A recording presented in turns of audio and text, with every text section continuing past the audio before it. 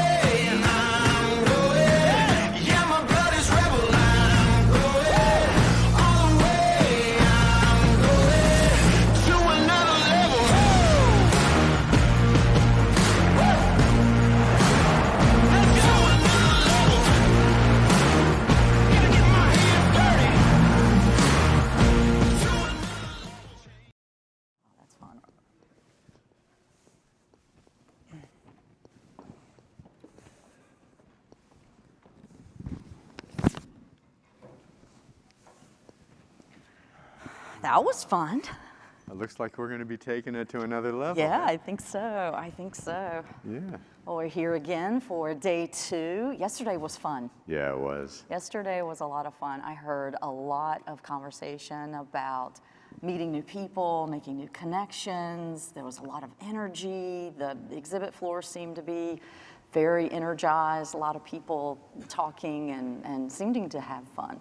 The feedback I got, I mean, everyone that I spoke to just thought that exhibit floor was electric. Yeah, yeah. You know, a lot of new ideas, people getting together. Well, you know, for me, you know, what I heard about more than ever, it's just so great being back together with this community and the people. Mm-hmm. Some folks that you hadn't seen for, you know, maybe 4, 5, 6 years, and making those reconnections was just magical. Yeah.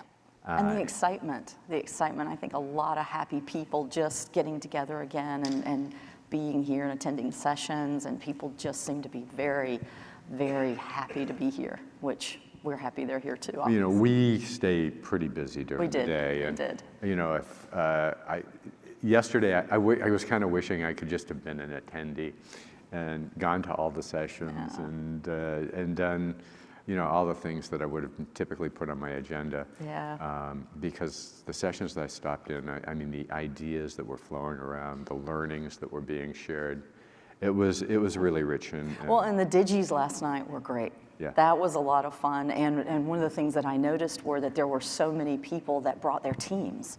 So there were a lot more people from the same company, and we've been talking about that for years. You know, bring your team. Let's all get on the same page. Let's really collaborate and talk as an organization. And that really fulfills a couple of things. That, I mean, it checks off a couple of boxes. Number one, you get to cover more. And bring that intelligence back to your organization in a much more efficient way. But secondarily, when some of the senior leaders start bringing in some of their support staff and folks that they're mentoring and their succession team, they start exposing them to all of this. And I think it has, and from what I've heard, you know, it has a really positive effect on their training and you know, on their succession plans. Absolutely. Well, it was great to see, and congratulations to all of the winners from last night. We're here for day 2. We don't normally have a general session the morning of day 2, but I don't know. This feels good. I think we might start doing this, getting everyone back together and kicking off the final day of the conference. You know, just with some conversation and some great speakers. Now, don't forget, this is day 2 for some of us, but this is day 4 for a lot of folks who have been here since Monday. That's right, since Monday. But even though it's day 2, we're not slowing down on the experience, and we have some very unique, you know, I think energizing and engaging experiences planned. That will, you know, help catapult you and your teams, you know, on your respective digital transformation journeys. For instance, so right after this opening general session, we've got, as we're going to be walking out into the foyer area, and you'll see we have our 2 showcases. They were going to be one new for this year, but our traditional smart building best practice showcase, where you can interact with the architects, the developers, the integrators on some of the smartest building portfolio campus, smart district projects from around the world, handpicked. And they're here to answer your questions. You very warm, engaging, low-key, non-threatening way. You can learn from what they've done, from their experiences. And also new for this year, what we've added is a process innovation showcase. For those of you, you know, especially in IT or you know, in a position where you are automating processes, whether it's using AI or doing integrations or robotic process automation or, you know, creating end-to-end solutions. We're going to have examples by the folks that have put them together, and you'll actually be able to, you know, to say, you know, how'd you do it? How can I make this work for me?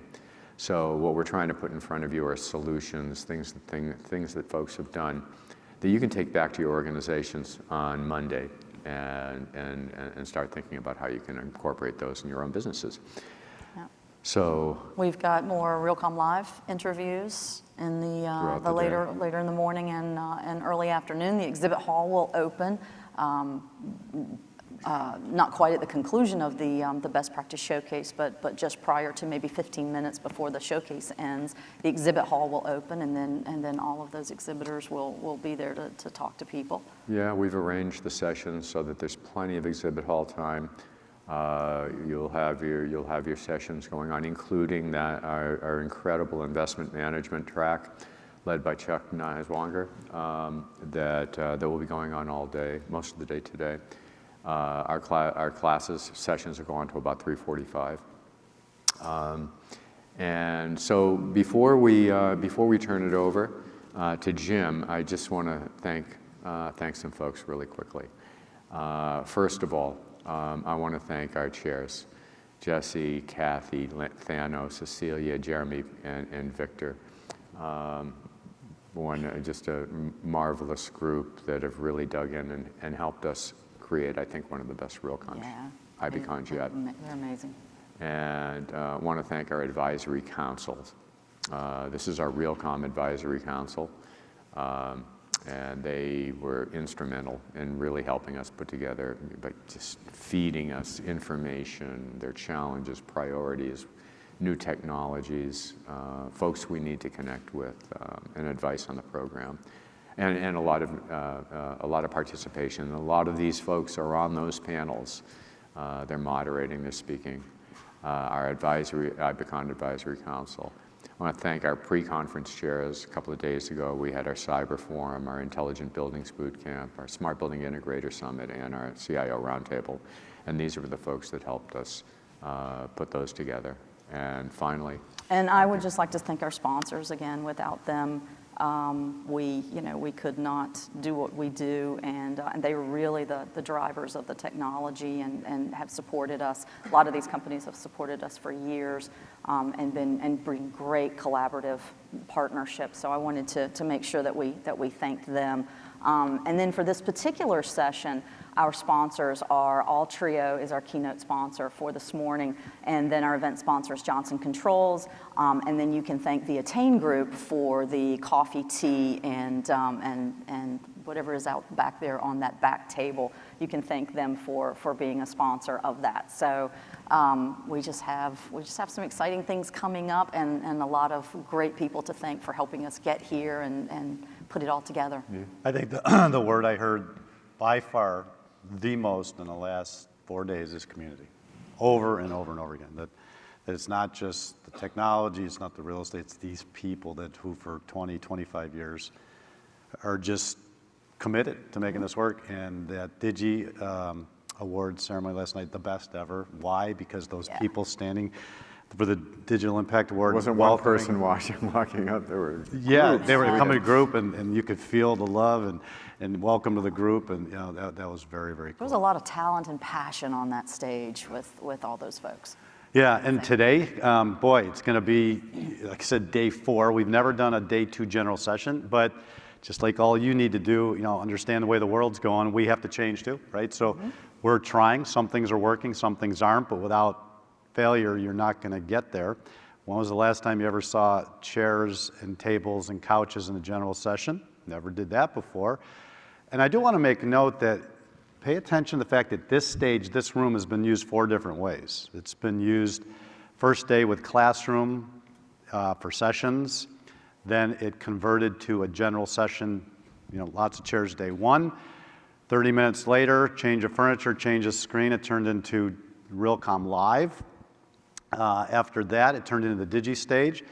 Now it's set for a day 2 general session, and then after this, the doors open, furniture changes again, and we're back to Realcomm Live. So think about hybrid flex space. We're trying to not just talk about it, we're trying to experiment. And I see those tables are full, the couches are being used.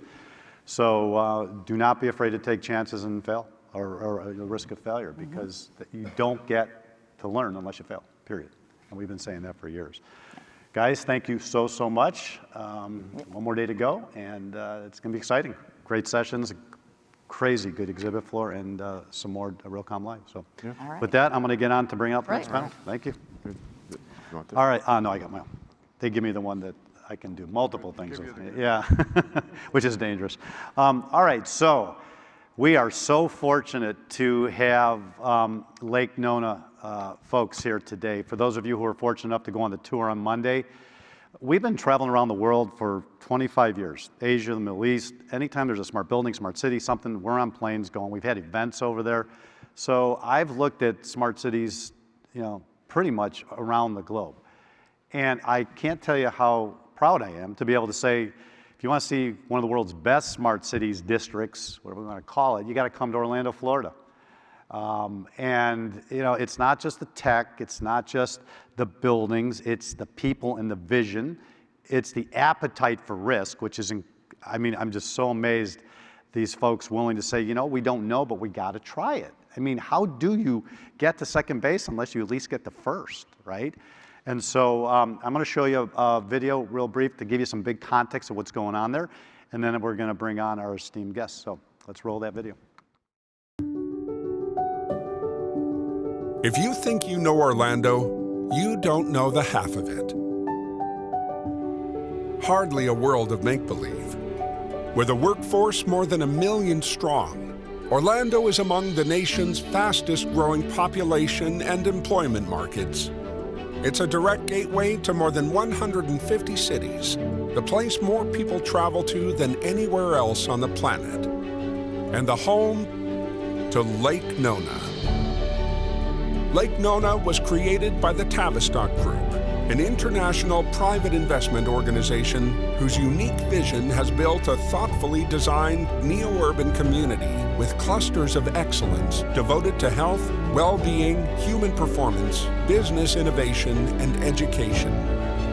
Located a mere 5-minute drive from Orlando International Airport, Lake Nona was created as a place that can keep up and set the pace in a world that's constantly on the move. As Cisco's first iconic smart and connected city in the U.S., this designated smart city is wired for the future to be a no-limits foundation for companies to thrive.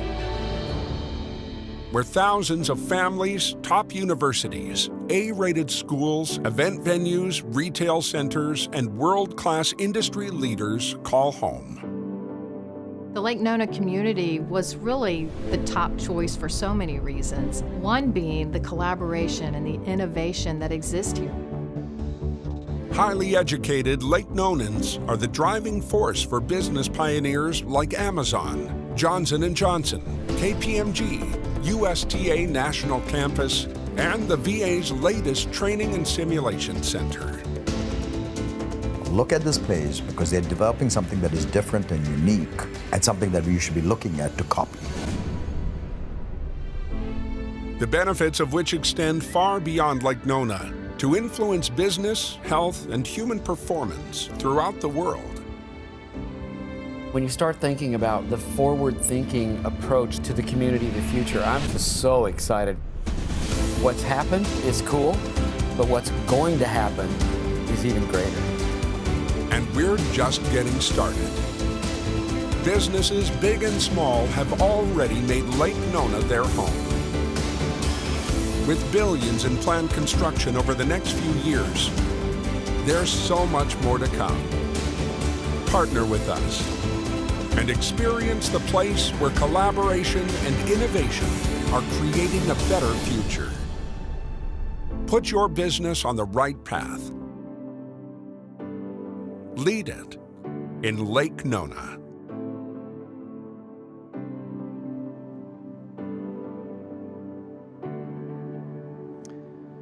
If you would welcome to the stage the visionaries, the people behind this incredible project, Sesh Thacker, Juan Santos, and Rahul Bami.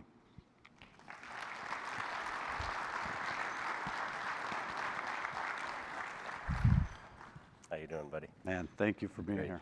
Thank you for being here. Thank you. Thanks, Jim. All right, man. So, yeah, we don't know yet, right? Guys, I can't tell you how grateful I am that you're here. For a guy who's been chasing smart buildings and smart cities for a long time, I won't tell you how long. Starting with Disney and Epcot, years ago, and then trucking over to Japan and meeting Ken Sakamura, all the way through the Middle East, all the way through Asia, and I'm really grateful that I don't have to travel 20 hours anymore to see it. And the real irony is that it's so close to where Disney first started his. I mean, in Living Lab, I know we're going to talk about that. That's where he started. I mean, the idea of bringing multiple groups and constituencies together to, play around. It's a big idea. Sure. And so, congratulations on your success so far, and let's get going. We like to live dangerously. Yeah. Thank you very much. All right. So, Jim asked me to comment on our vision and maybe how we got started to begin with. And, if I challenged everyone here and we said to each other, let's go find a few thousand acres of land. We happen to have 17 square miles at Lake Nona that has the following characteristics. Anywhere up and down the eastern seaboard of the United States, or anywhere in the country for that matter, that A, is in a tax haven state, that is in a great climate state, that is in one of the fastest growing states in the nation, in fact now is the fastest growing state in the nation, is in the metropolitan city limits of one of the fastest growing cities for many years, and then in a city that's known throughout the world. You never have to tell anybody if your address, for example, in Lake Nona is you're in Orlando, Florida, where that is. And next to what I think is one of the world's greatest airports. And we said, so where can we go find land like that? It doesn't exist, right? And that's when we said to ourselves, and I moved back from London in 2004, and I'm sitting there with our chairman and the founder of our companies, Joe Lewis, and when you give that spiel, the light bulbs go off, and his words were, look, then let's do something special, just don't give me more of the same. And it was not typical old suburbia. We would have been just fine, probably would have been a more comfortable life, I think. To just do typical old suburbia, make your money and leave Dodge. But we're here to stay for generations. And so then you say to yourself, okay, what am I gonna do, or how do we start leading a process where your dream is to have the future of cities, to have the city of your dreams there? What does that even mean, and how do you get started? And we just alluded to this earlier. Large-scale real estate development is not for the faint of heart. There's a reason why there's a saying in the industry: the pioneers get the arrows, the settlers get the land. Right? It's always the second or third person who makes the money. We, in fact, bought this land. I brought it to the Lewis family in Tavistock back in the mid-'90s, in 1996, and it was in bankruptcy. And then I moved away to Buenos Aires and London, and I moved back in 2004, and the land had just sat fallow. And so we put some people in a room, and our dream at the time was a bit ambitious. I cringe when I even say this, but there's nothing wrong with dreams and aspirations, is that Lake Nona gets talked about over time, and this is a lot of time, along the same lines of your great clusters, certainly in this country, whether it's Houston's Medical City, whether it's San Diego's biotech and life sciences cluster on the Mesa and Torrey Pines, whether it's Silicon Valley, whether it's Wall Street, whether it's Research Triangle Park, et cetera. So we had a bold vision, and it really focuses on three things. So first, creating the ideal place. It's thousands of details. How does it manifest itself with all of the fundamentals that we stand for? I'll go through those in just a quick minute. And then, inspiring human potential. If you cannot inspire people, what good is what we do in life, right? We just don't want a collection of bricks and mortar, or like a lot of developers do, they want to make their money, build a neighborhood keys and the homeowners association and say, lose my number. That's not what we're about. So inspiring human potential. And then the final thing, all these clusters that I named earlier that we aspire, to be known along those lines, they take generations to come about. Well, we don't have generations. If we want to get this done in our lifetime, the turbo boost to it is going to be collaboration. So I really worry about mission statements or vision statements, because how many have we come across in our lives? They just happen, they're like, over half of them are pretty much BS. You don't even know what. That's tight, though. Yeah, we were worried that would it stand the test of time. It actually has. It's gotten stronger over time. And it's a real rallying cry in our group. So then we got started. We decided, okay, we're going to get on a roll. And this was our roll.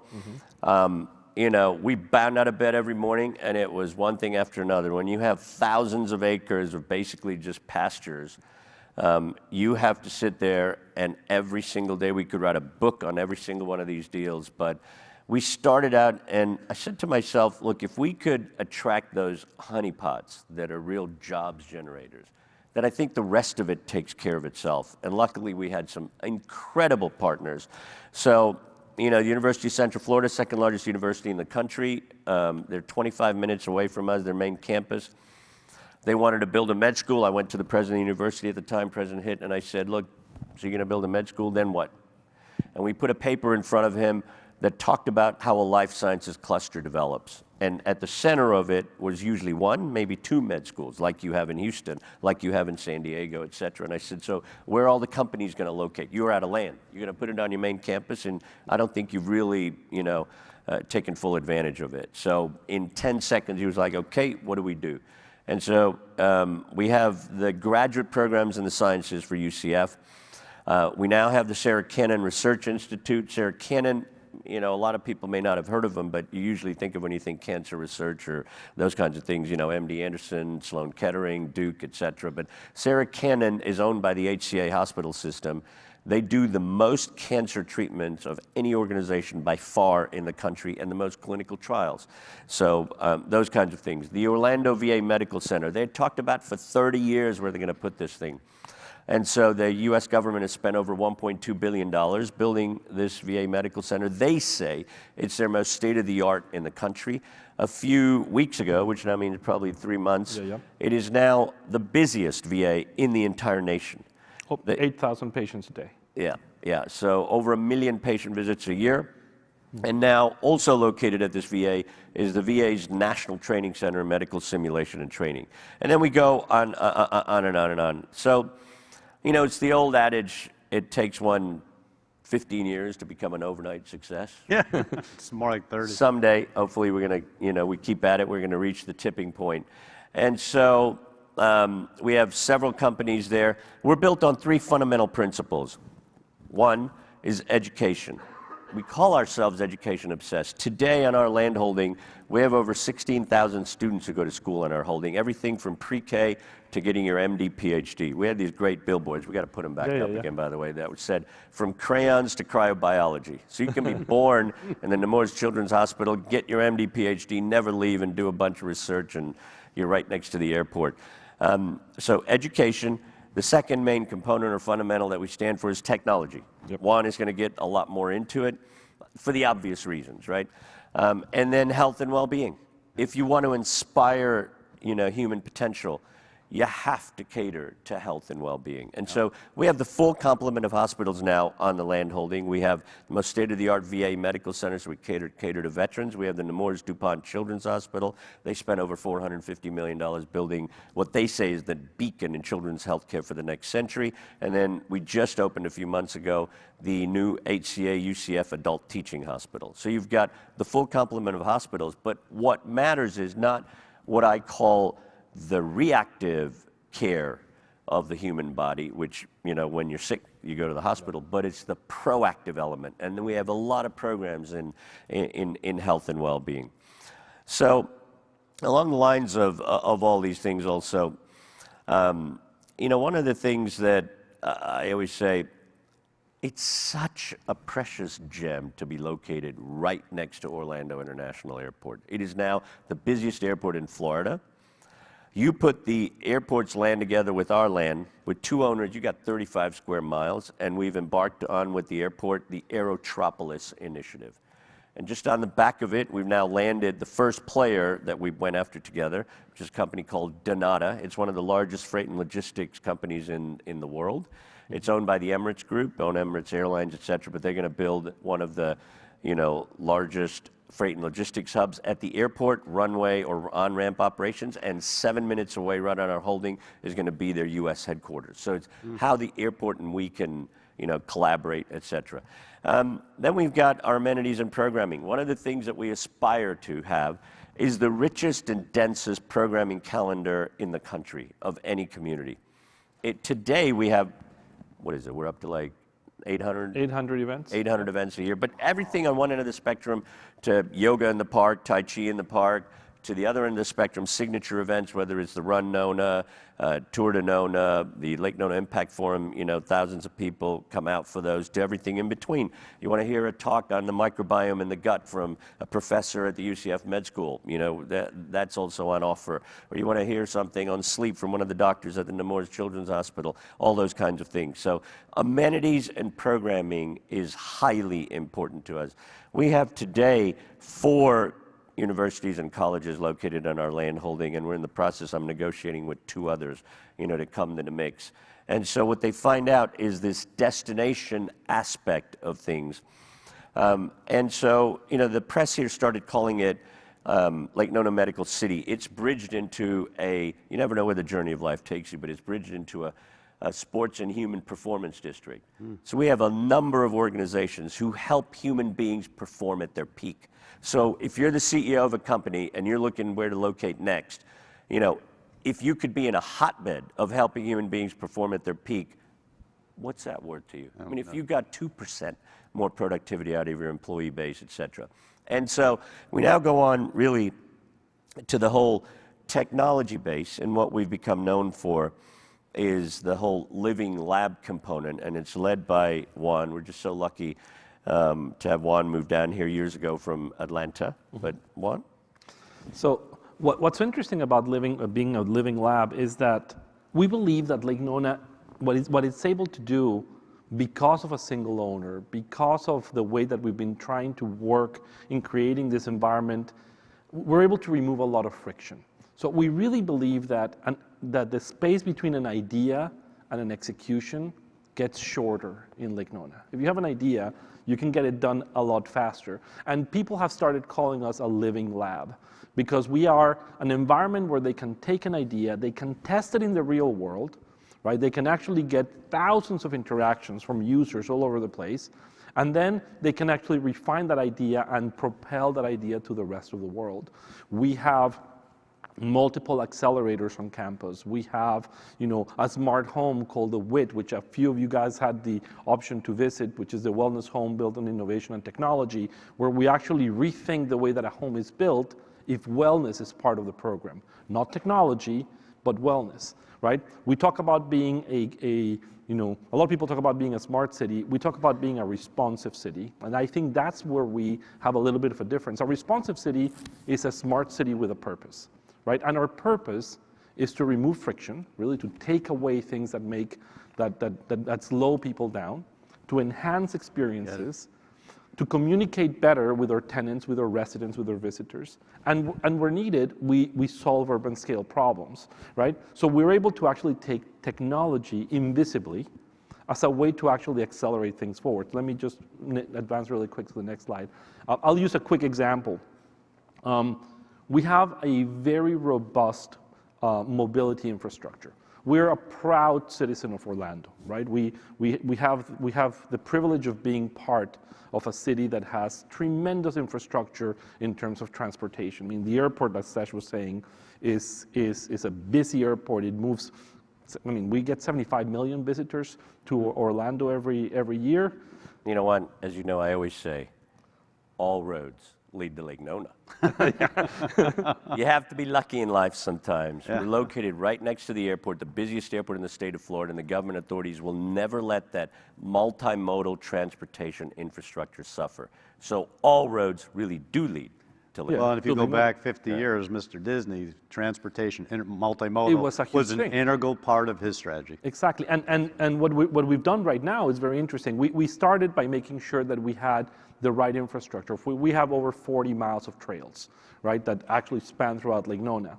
After that, we wanted to have the option for people to go to Lake Nona and then forget that a car is needed, right? To be able to do this, anything that they're thinking, to be able to do it in a way that was as seamless as possible. So today, we have the largest and longest running autonomous shuttle operation in the United States. We've moved over 100,000 people on autonomous shuttles, and that was a startup that was created in Lake Nona. We were talking about something else, actually, with the founders, and they were like, oh, and we have this idea that maybe we want to do autonomous. It's like, we want to do autonomous too. 11 months later, we actually had a company founded, permits from the DOT, permits from NHTSA, and we actually had the first autonomous shuttle in the United States running on a regular street in front of a kindergarten, from a hotel to a restaurant. We've heard people talk about it, say they're going to do it. Yes, exactly. Never do it.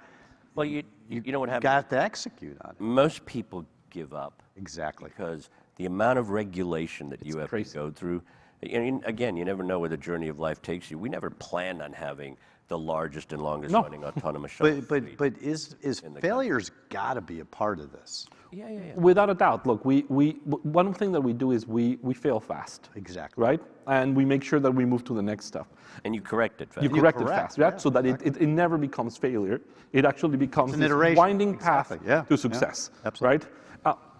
So with the autonomous shuttles, we were able to solve some of the transportation. But if anyone has come from Tampa to this conference, you know that it's a lovely ride, but it can take anywhere between 1.5 to 3 hours. It depends, right? It's one of those random traffic things. We want to be able to connect differently. So, by 2026, Lake Nona will be the site for the first vertical takeoff and landing operation in the United States. We have a partnership with a company called Lilium. They make this basically flying car, right? It's a 6-person flying car with a pilot. It can go 180 miles an hour. It's fully electric. It's the one that you see right there. Is the regulations are in place for that to happen? So we're working closely with the FAA and the airport. And one of the things that we'll get is, because we are in Class B protected airspace, which is probably the toughest place for this thing to happen, once Lilium and our partners actually get this going in our operation, they'll be able to deploy almost anywhere in the country because of how it's working. And you'll be able to get in one of those things and be in Tampa in 18 minutes. Well, again, if you think about this, first, there are no rules for highways in the sky. Right. Yeah. As I said, So we're sitting there pioneering them with the FAA, with our airport authority, with Lilium. And you might have read the article in the Wall Street Journal a few days ago that Berkshire Hathaway has just ordered 150 of the Lilium flying cars, or eVTOLs. But we're sitting there pioneering the rules for highways in the sky. And it's a very different challenge because we're used to building infrastructure with bricks and mortar and concrete. This is built with software, right? So if you have a highway in the sky, the infrastructure is software. So the role of technology really changes. And this is something that we've been able to do way beyond transportation. We test technologies in the ecosystem all the time. We have, and technology sometimes is just a way that you light something, right? We have this object that you see, there's the beacon. It's actually the stairs to a parking garage. And it's probably one of the most beautiful objects in the community. When people actually get a hotel room in the courtyard on Residence Inn, the good view is the garage view. They say, can I have garage view? And that's actually because this normal thing that would have been a negative in a development was turned into a positive by the addition of technology to actually enhance the experience. So when you go into your meetings, you go in with the attitude, we're going to innovate, we're going to take risks, and we're going to rethink things. Exactly. And we test things early, and we test them in small scale. About 6 years ago, we actually started working with Buglass. We had a sales center, right? And the sales center, we wanted for the experience to be very, very comfortable. And Florida is great, but if you happen to be like in the line of the sun, you kind of end up moving a little bit. If you've been to one of the restaurants where they don't have shade, you end up kind of like trying to scale away from it. And we wanted to have this environment where we could have simple conversations, where glare wasn't something. So that was done 6 years ago. And after that, we've actually been able to deploy them anywhere. One small note, these are actually old parking garages. I may have skipped this. So these are parking garages. So even the parking garages at Lake Nona are They have cool. a theme. On the right is it's the DNA garage. It's the DNA sequence for the Valencia orange. Some of our land, some of our land used to be orange groves, but clearly Juan has too much time on his hands. Yeah. Well, anyway, yeah. So the binary code and then Braille, the language that help blind and sight impaired people read. But with what we did with the sales center in the case of View, we really understood that created an environment that made it easier for people to transact. But I want to interject. Yeah. It's not just the technology. I think the significant thing I'm seeing is the partnership, right? You're completely right. Because I hear it in this community for years that there's the real estate side, the owner side, then there's the technology side. It's the collaboration. Yeah, it's like, don't try to Our sell me vision something. statement. Let me understand your problem. And let us fail and iterate together. You do what he asks you to do. You get to the end faster. Exactly. And today, 6 years later, we have 11 buildings that use Buglass, and we have 30 in the pipeline because we figured out that it actually delivers a significant difference for the experience of people that are there. And you don't know it's there. Yep. Right? It's one of those things that's completely invisible. Yep. Right? It's a simple message, though. Listen to your customer. Yeah. And listen, the first time I met Raul, he says to me, I have this idea. We have the most intelligent glass in the world. And he had me. So I'm thinking to myself, all my life, I've been looking through glass, never thinking of how glass can help humans thrive in the environment that they're in. Yep. So you're going to love this next line, buddy. I expect a check in the mail. Microsoft had their interpretation of Windows. I think View is just as enlightening. Thank you. Thank you, Shesh. And we've had a great partnership, and I think as Shesh said, the first time we met, what immediately kind of resonated with me 6 years ago, it was just the long-term vision. It's the mindset of innovation. And we were perfectly aligned on our values, right? We stand as a company, we're a Silicon Valley company, didn't know a lot about real estate, tech people who came into this, but really said we want to impact this in terms of how do we create better experiences. We spend 90% of our life indoors, and we think a lot about our cars. Frankly, we spend 5% of our time in cars, right? But you spend 90% of your time indoors. Indoors, yeah. Think about the health of people, and how do we bring the best. How do we ignore that for 100 years? Yeah. I mean, right? It's something that hadn't changed in a long time. And how do we impact the health of people? And then really also climate change from an energy perspective. But then more broadly, how do we use technology to drive the right outcomes and have a mindset of experimenting and a long-term vision? And I couldn't think of anyone better literally in the world look at all our partners to do it. And that's what we've been able to do together. Yep. We still are experimenting on new things as we go beyond Windows. With you data never models. stop experimenting. Exactly. The journey is never over. Exactly. Keep learning. And where we are, since we're new to Realcomm, so a lot of you may not know View. I just introduce, Shesh used intelligent glass. That's not a term normally people used in the same sentence, right? What we've really done is, first I'll just talk about it a little bit. We've really wanted to transform real estate. And I think all of us in this room have been through at least 2 industry transformations we've seen, even in the last 20 years. Phones have completely evolved from what they used to be now serving 20 different functions. We're in the middle of that with cars, and it was also an opportunity for the industries at that point. For cars as a good example, not just to go from internal combustion to electric, but completely change the experience. Well, it's funny you say cars. Realcomm 2005, the last slide of our general session was Elon Musk is to the automobile industry as X is to the real estate industry. Yeah. Who is X? I suspect we may have X on the stage. Thank you. I hope we've a lot to prove and hope we get there. But as a saying on real estate, right? We were really about experience.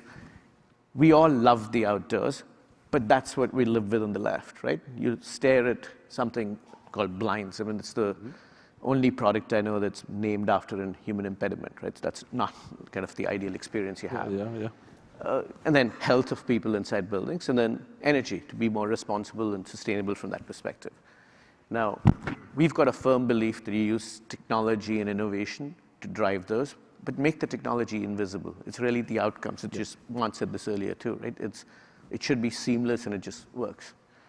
And so as we went through it, you see on the left, that's basically, think of it as sunglasses for buildings, and it just changes automatically.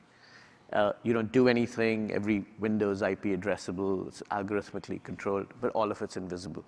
As Shesh was saying, you just look through it, and it's like you're wearing sunglasses and having the right.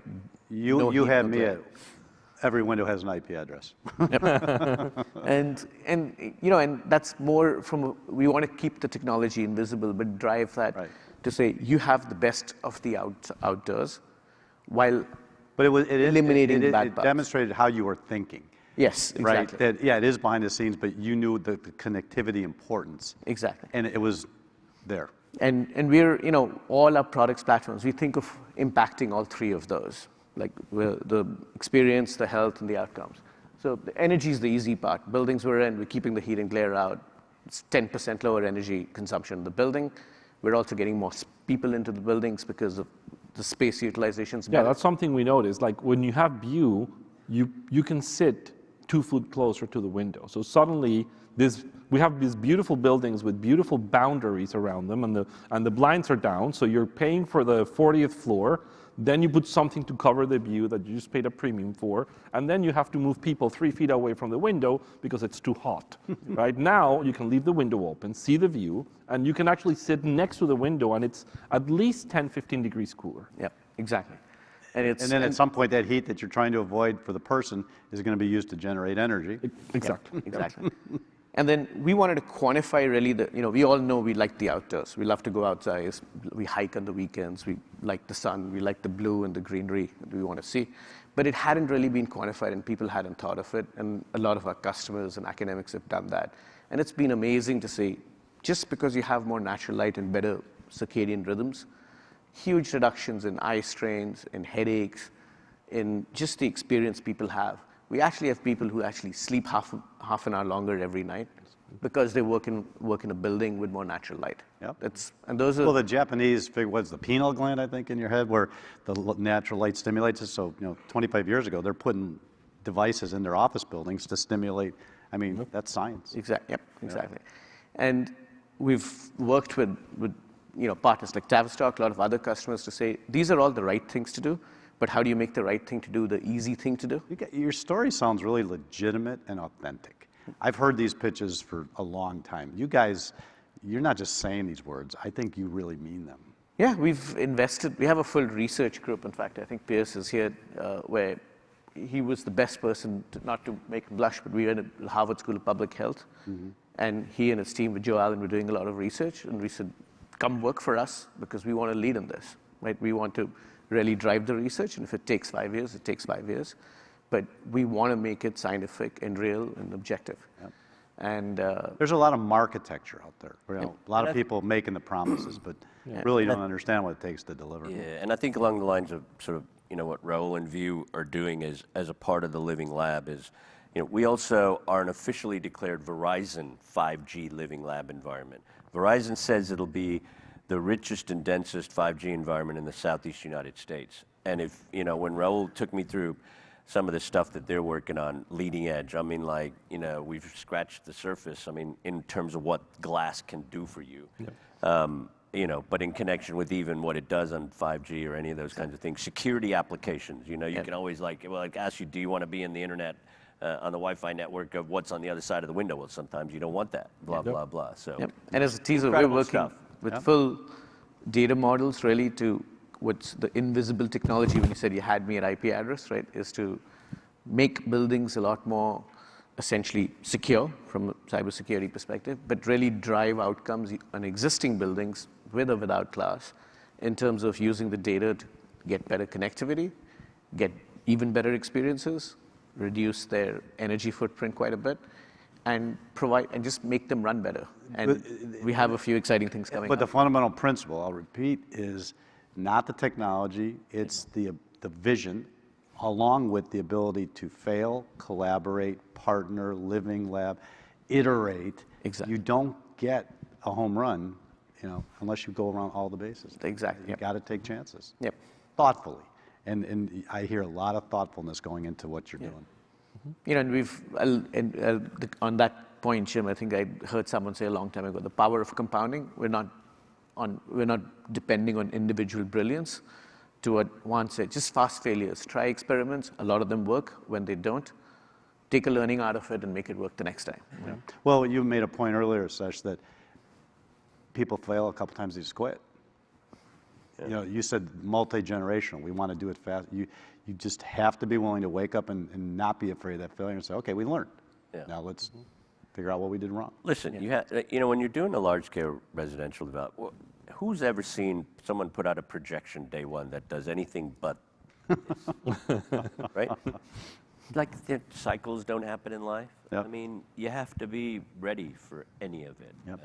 Anyways. Well, we are running out of time. Did you get through all your slides? We good? I didn't, but I think it's okay. I'll encourage everyone to just check us out.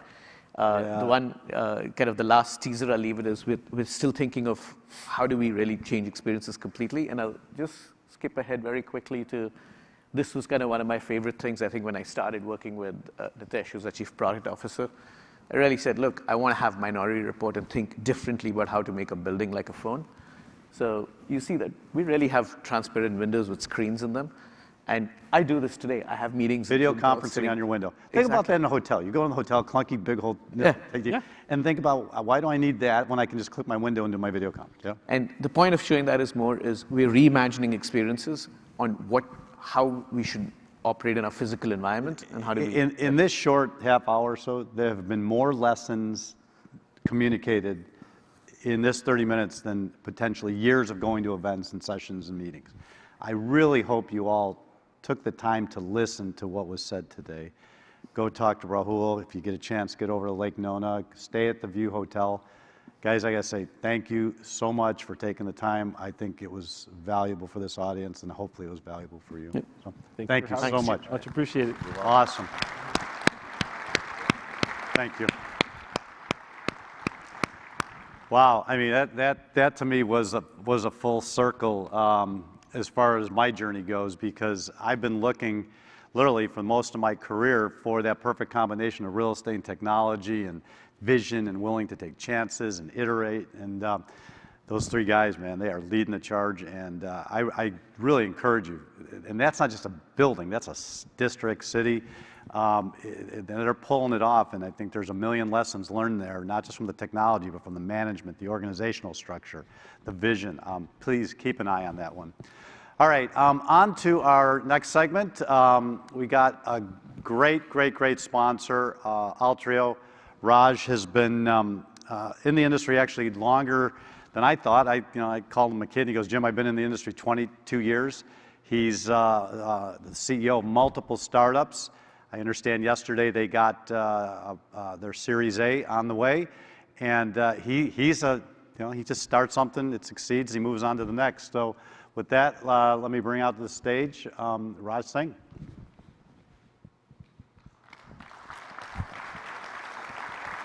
Did they give you the click? We got to get the clicker for you, sorry. Thank you. All right. Thank you. Thanks, Jim.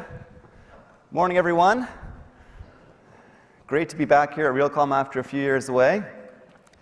I think one of my favorite things about coming to Realcomm is being surrounded by people who are all committed to innovation. I mean, you wouldn't be here taking time out of your busy day jobs to come down and learn about new technologies, to learn about new ways of doing things, if you weren't all focused on making sure that the companies you work for are leaders in the industry, if you weren't focused on winning. But innovation isn't always easy. I think we heard in the general session yesterday morning that you need to be a superhero to innovate. And one of the things that can be particularly challenging about innovation is working with early stage companies and emerging technologies. Startup teams are small, often hilariously under-resourced for what they're trying to do, don't have a lot of established ways of working, so learning as you go, making a lot of mistakes. And new technologies, while delivering capabilities you often can't find in legacy solutions, can often be a little janky. So there are often challenges and risks involved in working with a startup that you just don't encounter working with more established companies, established products. And yet it is very important, if you are truly focused on innovation, to learn how to work with startups and learn how to work with new technologies. Because if you don't, you're really just ceding the benefits that come from doing things differently to other companies who are willing to put the effort in and take those risks. So what I'm going to do here over the next few minutes is just try to share some of what I've learned in my career about how large enterprises can effectively work and collaborate with small new companies and new emerging technologies. But first, just a bit about my background. I've really spent the last couple of decades at the intersection of large enterprises and startups. About half of my career was spent working either as a consultant or as an employee with a lot of the biggest real estate firms in the world, implementing software, implementing new solutions, running a lot of pilots, some of which were very successful, some of which were total disasters. Learned a lot from both those successes and those failures. And then the second half of my career was actually spent building and running startups where a lot of our first customers were some of the biggest real estate companies in the world. At Altrio, our first two customers, back when we were just a handful of people, were two investment managers with hundreds of billions of dollars of assets all over the world. So I've been on both sides of that table in sort of where enterprise and startup meet. And hopefully today I can share some of what I've learned about how to make that relationship work. So place I'll start is just with the nature of the relationship, right? So the enterprise-startup relationship really needs to be a partnership. And I know that sounds kind of cliche, right? All vendors talk about wanting to be your partner. But in practice, most customer-vendor relationships are such that both sides are primarily focused on their own interests. And they can sometimes be a little contentious, but still work. When you're a big company working with a startup, there's no room for any of that, right? It needs to be a situation where both sides are as invested in the success of the other side as they are in their own. And given the higher risk and the higher stakes, both sides need to be really committed to collaborating and working closely together to solve problems as they come up. And to be more specific, the people in the business who actually own the problems that are being solved by that startup team or by that new technology need to have a very close working relationship with the team that's delivering those solutions. Two really important reasons. One is that, as I'm sure you've all experienced, problems tend to magnify as they get communicated, right? So a problem comes up in a project, by the time, startup team talks to the project manager, who talks to an end user, eventually talks to the business sponsor, suddenly it's a massive problem. And something that could have been resolved with a short conversation becomes a massive firefight. The other reason that really close communication and collaboration is important is to do with product feedback. One of the benefits of working with a startup is you can influence their roadmap. You can actually change the product. But if that feedback ends up getting filtered through a number of intermediaries, a lot of the nuance gets lost, and the changes that ultimately get made in the product might not really be what was intended. So obviously, it's really important that those business stakeholders are working very closely. But there's a lot of things that come into effectively working with startups that really require time and expertise that a lot of folks in the business don't have, and that's where innovation teams come in. And I'm really encouraged when I see so many big real estate companies spinning up innovation teams, appointing chief innovation officers. And I think these teams can really help the business in three key ways. The first is by building a bridge between your company and the startup ecosystem. A lot of startups don't have big marketing budgets. They're actually pretty hard to find. They can be out there in the world existing for years before you bump into them. And therefore, it's kind of incumbent on innovation teams to go out there, network with venture capitalists, attend demo days, trade notes with colleagues and other companies to sort of find those promising, new technologies that could actually make a real impact in your company. The second thing innovation teams can do is actually filter, companies that maybe you shouldn't work with, or are too early, too risky, maybe peddling vaporware. There's a lot of hype out there, and it sometimes can be tough to tell the difference between what's real and what's not. And that's something that innovation teams can really do to help with that interface. And last but not least, innovation teams can help design and run effective pilots. Right? Usually when a large enterprise engages the startup, it's around a pilot. And the success of the relationship often boils down to the success of the pilot. So it's really important you design a good pilot. And there's really one thing you need to keep in front of your mind when thinking about a pilot, right? More than scope, more than budget, more than schedule, it's risk, right? We already talked about the fact that working with the startup, working with new technology is inherently risky. So how can you minimize that risk? And I think there are three things you can do to really keep the risk of the project low. One is focus on existing functionality, right? When you choose to work with a startup, oftentimes you're investing not just in the product as it exists today, but also the vision, the roadmap. And that's great. That's a really big part of it. But the pilot itself should be focused on functionality that already exists. If you make your pilot dependent on things that haven't yet been developed, you're going to increase the odds of running into problems by an order of magnitude. Second thing you can do to reduce risk is just manage expectations, set realistic expectations. And this is a fine balance, right? Because part of getting your company excited about actually taking that step to work with a startup is selling them on the vision, selling them the dream of how this new technology is going to make a huge impact. And that does require a little bit of hype building. But if you get that balance wrong, it can really backfire on you. And even a really successful outcome might be interpreted as not quite meeting the mark that was sort of laid out in the expectations. And the last thing you can do to really de-risk a pilot is try to chalk up quick wins early. Rather than design a 4 or 6 month pilot where everyone's sort of holding their breaths, waiting to see what happens at the big go-no-go at the end of the project, look for ways to achieve results in the first week, in the first month. Maybe it's a subset of the functionality that can be implemented. Maybe it's a subset of the team that can be brought on. But if you can get some wins early, that's going to build trust, it's going to build goodwill, and it's going to build momentum that actually helps you get through some of the challenges that you'll inevitably run into later on in those engagements. So that's a few tips about how to design a successful pilot. The last thing I'm going to talk a little bit about here before I wrap up is corporate venturing, which more and more has become a really key ingredient in that enterprise startup relationship. More and more real estate companies are taking that step into the venture space, investing in prop tech startups. And from our point of view, that's really great news. One of our earliest customers at Altria was actually also an early investor, and there were tons of benefits that came out of that, right? There was stronger alignment, gave the customer the ability to actually partake in some of the upside around the things we were building together, and obviously it gave us the capital we needed to grow and sustain the business. But I just would sort of say one thing for folks who are thinking about getting into corporate venture, just around the relationship between the venture team and the innovation team, right? The idea is that that's a two-way street. The venture team is identifying potentially promising new technologies, passing those over to the innovation team. The innovation team is potentially identifying good investments for the venture team. But in our experience, one direction works a lot better than the other, right? The business teams tend to be a lot better at identifying good investments than investment teams are at identifying good technology. So when you think about how those teams work within your organization, the innovation team really needs to be upstream from the venture team, right? Sort things out with the business and then bring the venture team in later, after the fit's been proven. So that was a bit of rapid fire, but just sort of wrap up here.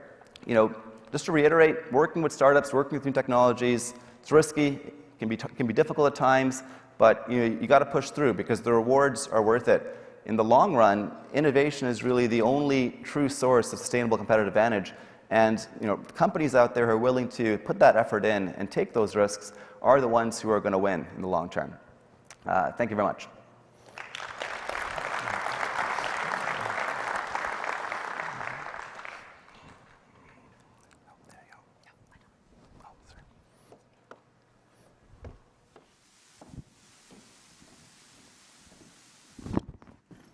Our next speaker really doesn't need an introduction.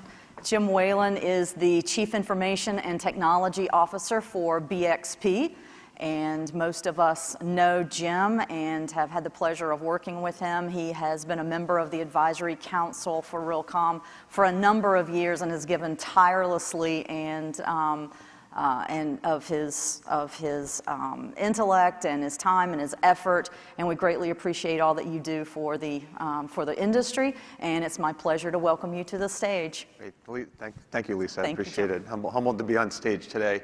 I was on call. Jim Young and I riff every 4 to 6 weeks on a phone call, and we were talking about 2 months ago just on the need to be really talking about the leadership journey that we're all on, everyone in this room is on. And I was like, well, I give an annual talk to aspiring IT leaders in Boston that I do annually, and I call this the threads of your leadership style.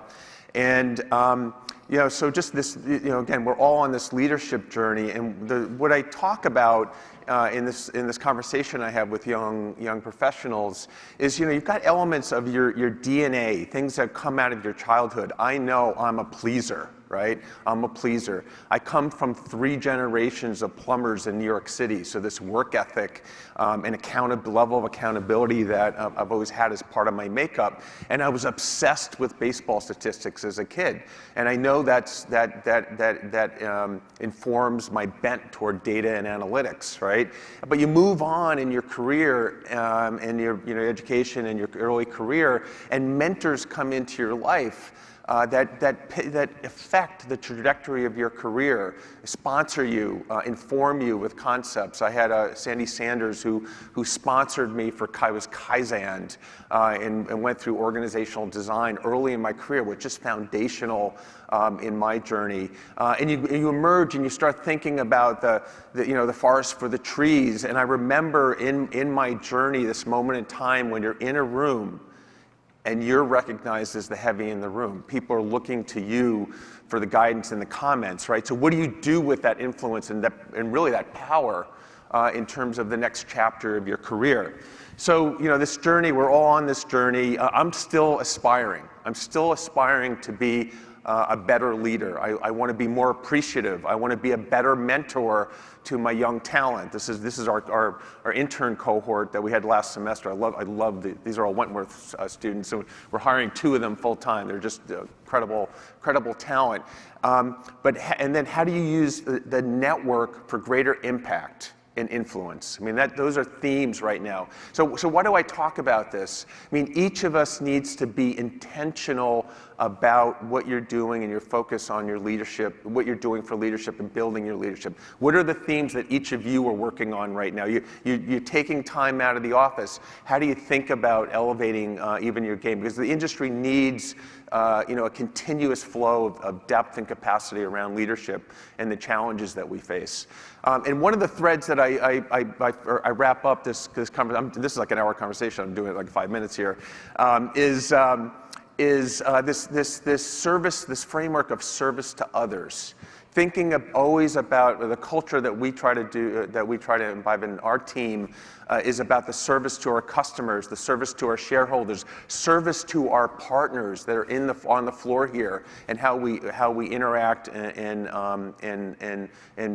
transact and execute with our partners, right? So that's another lens that is really that we kind of bring again into the culture of our team. And I know, we've been, BXP, we're rebranding, so Boston Properties is going to be a BXP, so we're in a transition mode right now.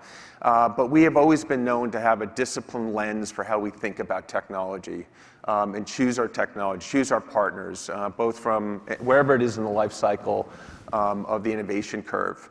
And one of the things is in thinking about how you communicate. I was talking with a number of my peers over the last 3 days. Eileen and Joe and Tama yesterday had a Realcomm Live interview on just like what do CIOs need to do and think about. And one of the key things is around communication, around focus on business outcomes, and really. One of the vehicles that we use is building a framework for the moment in time you're at. So the last 3 years we've been using this framework. Everyone in the company knows about it. We talk about how we run the company, run the enterprise. How we keep, we do $2.8 billion in revenue. How we hold that all together and the integrity of that.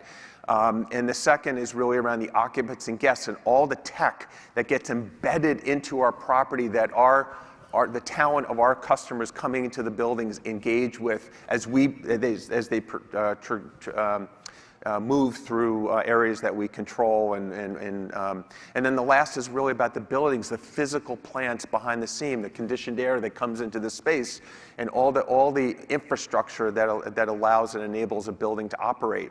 And there's some themes in each one of these right now. Like so, thematically this year in 2022, that first bucket is all about our talent, how we make it more productive, how we make them more productive, how we engage with them, how we retain. That's a lens for how we think about the technology investments and priorities that we do. The second has all been accelerated around amenities, and the other corollary there is how our platform is responsive to tenant requests and tenant needs. We have a we have a number of sophisticated clients, and how we are positioning ourselves to be responsive to whatever they throw at us and be able to solve that. And then lastly, on the right side, it's about decarbonization. I would also argue like healthy spaces, how we think about the investments we're making in our buildings, and that. So this kind of three things. Again, we're a multi-tenant office provider. That's our core business. But it's this journey that we're all on from IT to OT. The breadth of what we are managing has changed. And if I look back to 2010, I was spending 85% on the company, running the enterprise. I barely have time to run the company anymore. I was joking with Jim. I was on a call with Jim late on Thursday, and my day was, major BMS modernization to access control centralization modernization to major vendor or tenant engagement and roadmap to indoor air quality. That was my Thursday, right? That was my Thursday, right? So the change in what we're doing and what we're responsible for. So how do you think about, I look at underlying enablers and how we think about it, the connectivity. These are table stakes, how we have a data capability in the company that allows us to deal with integrations and analytics and everything. Security, cyber, we had a great day on Tuesday morning.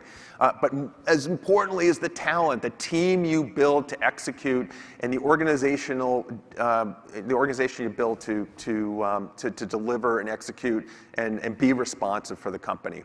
So, it's been fascinating to look at the industry and how the industry is responding to the last 5 years, the rise of titles, the rise of new roles.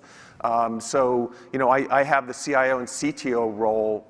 There's another number of other organizations. I think of Sheridan Ware at Charter Hall in Australia. I mean, people have that. Others have moved. Alon at Carr has CTO. Right? He's very much focused on a lot of the tech that they're doing at the property. We have new roles. Empire State Realty, you've got a CIO and a CTO. Right? You've got two people that are collaborating in executing on this footprint here. And then you've got new titles. I was just talking to Jesse. In a new role of Chief Innovation Officer. Right? Sarah Shank at PGIM. Global head of innovation, new roles that have been created in our industry to, again, to deal with the opportunity that we have. And then I love that, Thanos here this morning, but this senior vice president, digital buildings, experiences, and innovation. Right? He's got a mouthful there, right, in terms of his. And then lastly, Heinz just launched a global digital strategy office, right, with a chief, digital strategy officer, a CTO, and a chief data officer, right, in an office that is going to be guiding their strategy around digital. So it's just been, that has all happened in the last 5 years. I mean, you just kind of think about we're in a moment in time and the changes that have occurred here in the responses to the opportunities, right?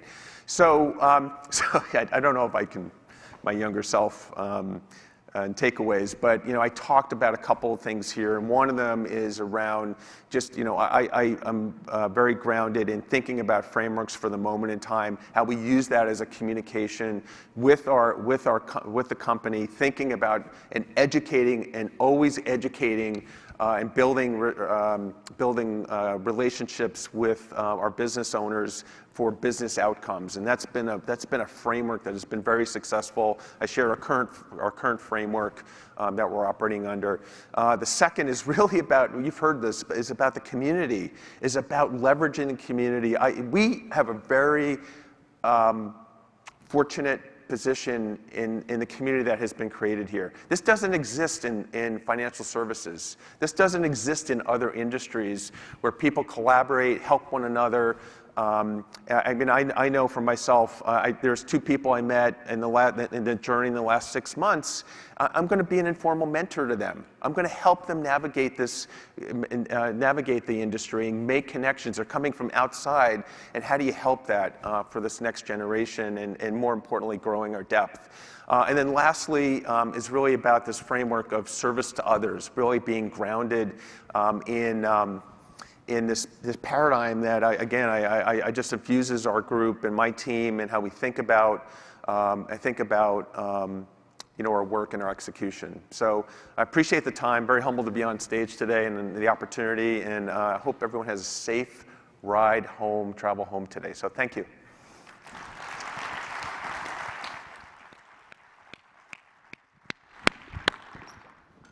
I need that. Jim, I've known him for a long time. He sets the bar, not just because he's smart, he's engaging, but his first mention of service.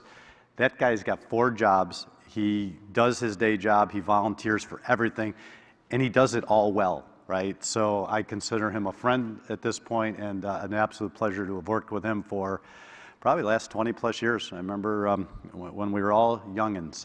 All right, keeping in the spirit, this is going to be our final segment. We like taking risks. You saw the robot yesterday, the immersive experience. I don't know, anybody in the room when we dropped the drone in our general session? Anybody there at that one? Okay, remember that? We brought the drone and the robot out. We tested the robot, worked fine. Tested the drone, worked fine. The only problem is we didn't test them together.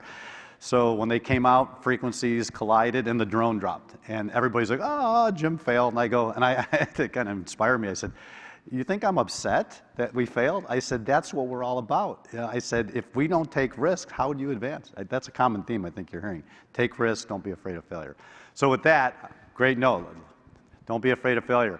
A dear friend, Scott Cochran of Cochran Engineering, basically the guy in the integration world. So when you're doing your smart buildings, Scott and I probably met each other 10 years ago, and I met him, I think it was maybe even at BuildCon. I think it was, back when.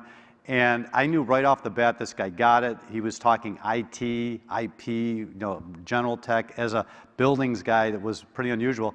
And for the last 10 years, Scott has led that industry, pushed that industry from, stop just thinking about a thermostat on a wall, think about integration, interoperability, IT. And this guy almost single-handedly has pushed that side of the industry that you'll all hire. I'm sure there's some integrators in the room as well, but he's done a wonderful, wonderful job with that industry. So I saw him about 3 months ago at the Tritium event.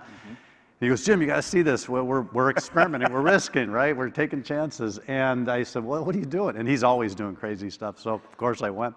And he showed me a demo of, we've all heard of VR and we think games and stuff like that. And he goes, no, there's practical uses for this in our industry. And I said, you're coming on the general session stage. So with that, Scott Cochran, let's give him a round of applause, as well as Mike Mitchell. Mike is one of us. He is a geek at heart, and he's having fun. In the next few minutes, you're going to see some interesting applications for AR, VR in the built environment. So thanks, Jim. Thank you. Yeah, so Mike Mitchell, our CTO. I'm Scott Cochran, the president of Cochran Supply. We do a lot of support for master systems integrators, the contractors that do those remarkable things in your buildings. And we have the luxury of being able to play with different products from different people, like different manufacturers. And then what we do is we support our contractors with really good IT people, and that's what Mike leads as our T group. And we give them R&D time to test out theories of what we can do to help our contractors bring you guys more pervasive solutions for your buildings. And so, here what we decided, this is actually Mike Mitchell's brainchild, it was his idea. And what we decided to do here is we took a popular software framework most of you have in your buildings called Niagara from Tritium. And we essentially wrote a driver which allows us to communicate to the real-time control data with the HoloLens 2 Microsoft product. And then essentially we built an app within the HoloLens that allows us to take the real-time data and use HoloLens tools like BIM modeling or remote assist with the real-time data to create what we think is almost, Jim likes the superhero concept. We think this makes a tech into like a superhero, because essentially what we've uncovered is the ability to really walk through a mechanical room with X-ray vision. And because this technology is all off the shelf, we think it's cost effective. We think it's time for you guys to start looking at this, because it's not we're talking about Microsoft and Honeywell stuff right off the shelf. So all the technology exists to do this today, and so we're playing with it. So here, for Jim's benefit, we're going to try a live demo here on stage of the technology. Mike, take it away. Okay. Hey, everybody. So essentially, like Scott said, we built a driver into this HoloLens headset, and it's talking to a Niagara station that I have running on this laptop over here, and it identifies devices in the Niagara station by their unique identifiers. So, and those unique identifiers can be put into QR codes. So you could put a QR code on like an air handler, a chilled water system, a building, whatever it is, and then if you look at that QR code with a HoloLens, I've got one sitting on the rail over here, it'll pull up information for that particular device. In this case, it's an air handler. You can see you get a basic data panel with this, and it's just got the sample data that you're pulling from that air handler. You can bring up some more detailed information. You pull up this data panel, and it'll populate with the information from the air handler. So that's every point on the whole thing. All these things are resizable and movable, and it'll remember where you left them. So the next person using the app actually will get it up in that same spot. And then there's a full-blown, like a view of the entire gamut. So that's pulling in the 3D model of the actual air handler. It's a train unit. It's actually located at U of D Mercy. University of Detroit. Yeah. Good partner of ours that we're working on this with. So here's everything in one conglomeration, you know, all the points from that air handler and actual animation and et cetera, displaying, you know, damper positions, the heating and cooling, filter status, and fan motion.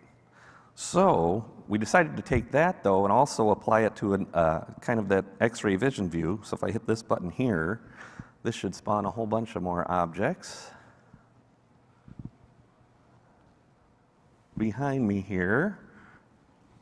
And these are the individual components from the air handler that you can drag out and position where they actually go in the physical air handler. So each one comes with a few data panels on its own. So you can see this is the part with the damper section and the filter. So you get all that stuff. If you need help positioning it, we can actually made a button to turn on the ductwork again, and you can kind of get it into position better. And so what we believe is that with this type of concept, we can both add value in the mechanical space by giving them a much better tool to use to diagnose the issues or what they're trying to do. When we tested it with people in the mechanical rooms, what they loved about it was it's completely hands-free, right? So we work with tradespeople that use tools.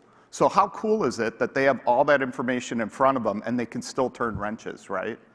So if they can actually turn the wrench, they can force the valve open and actually get the real-time information like while they're doing it. And even the saltiest old dogs that live in those mechanical rooms for years who said, well, this is crazy, Cochran, don't put that on my head.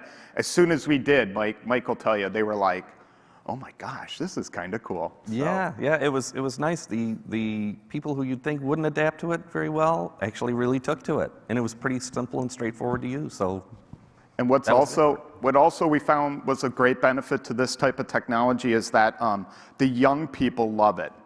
The young people love it. And again, we touch the trades with what we do, and that industry is starving for young talent. And I think one of the best ways to do it is to bring these tools into the real estate industry and let the kids cut loose on it. Because when we put the helmet on young people, they just know what they're doing. Like they just kind of know.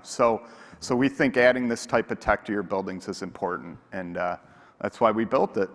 So yeah, we kind of figured those two different views as well would be good for off-site. So if there's somebody off-site that needs to see the information and visualize it, they can see this, say the chilled water plant, the piping, et cetera, air handlers. But then on-site, you get to see that, the actual equipment, where it lives, and data points live right off of it. So as Scott was saying, hands-free, you can work on stuff, and you're pulling up documentation for your site and the actual equipment. And then inside of the HoloLens 2 product, Microsoft has built a whole bunch of great tools like remote assist, guides, and those just create even more capabilities for the people in the field or the people trying to work on these systems. Well said, well said. So that's our demo. We're on the trade show floor. If anybody wants to try them on, we'll have it running all day today. Please stop by. Thanks. Thank you, Jim. Thank you.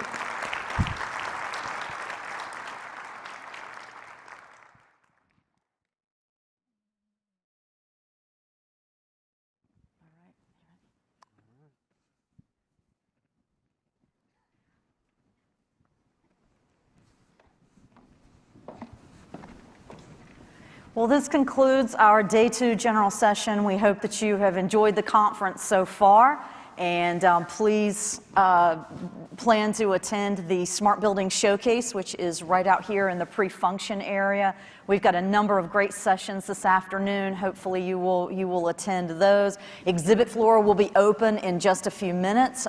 Please make sure that you make your rounds to the exhibitors and talk with them before you leave.